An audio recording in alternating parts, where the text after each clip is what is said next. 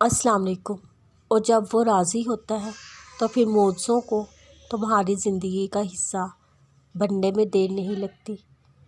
جب تم صبر کی ڈور مضبوطی سے تھامے رکھتے ہو، اس کے نتائج میں تمہارا اللہ تم سے راضی ہو جاتا ہے۔ یہ صبر تو بس کچھ پل کا امتحان ہے، اور آخر میں اللہ نصیب کے بننے کو تمہاری دعاؤں سے بھر کر قبولیت کی مہر لگا دیتا ہے۔ جب تم دعائیں مانگنے کی حد کر دیتے ہو، وہ اللہ بھی تمہیں نوازنے کی حد توڑ دیتا ہے۔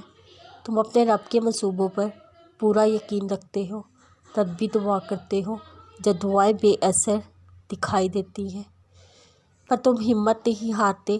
اپنے ٹوٹے وجود کی کرچیوں کو اپنے رب کی چوکھٹ پر لے جا کر سجدہ ریز ہو جاتے ہو۔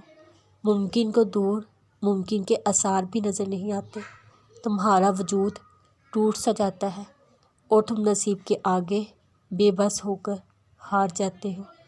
جب تم چاروں طرف سے مشکلوں میں گھرے ہوتے ہو، آزمائشیں بھی تمہاری راہ میں ترتیب وار کھڑی ہوتی ہیں، جانتے ہو صبر کی آخری حد کیا ہوتی ہے؟ کیا پتہ اگلی ہی دعا سے تمہاری خواہش نے پورا ہو جانا ہو۔ مایوس ہو جانے والوں کے لیے تو اللہ نے معجزہ نہیں رکھا، پھر تم نے کیوں مایوسی کو اپنے دل میں بسا رکھا؟ بہتر نہیں تمہارے لیے تو اللہ نے بہترین چن رکھا۔ جو چھن گیا اس کی دوری پر بھی اللہ نے راز پوشیدہ رکھا ہے۔ تمہارا رب تو ساتھ ہے تمہارے، اس نے تمہیں کب تنہا چھوڑ رکھا ہے؟ تمہارے آنسو دیکھے ہیں تمہارے رب نے، اسے تو تمہاری ہر سسکی کا پتہ ہے۔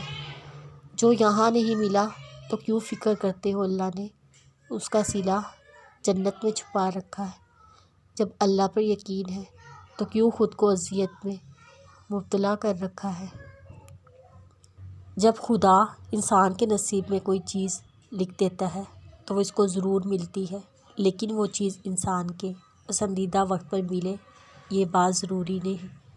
اللہ کی مصلحت انسان کی محدود سوچ سے کہیں زیادہ ہے، اس کا مقررہ کردہ وقت بھی، کیونکہ جب وہ عطا کرتا ہے ہمیں ہر مشکل سے بڑا سیرا دیتا ہے، اور جب وہ ہمیں کسی شے سے دور کر دیتا ہے اس کو نعمت کی ایک شکل ہوتی ہے۔ انسان کے ایمان اور اس پر توکل کی اصل بات ہے۔ صبر رکھیے، وہ ہر تکلیف اور ناانصافی میں آپ کے ساتھ ہے۔ جس کے ساتھ اللہ ہو اسے کسی اور کے ساتھ کی ضرورت نہیں رہتی۔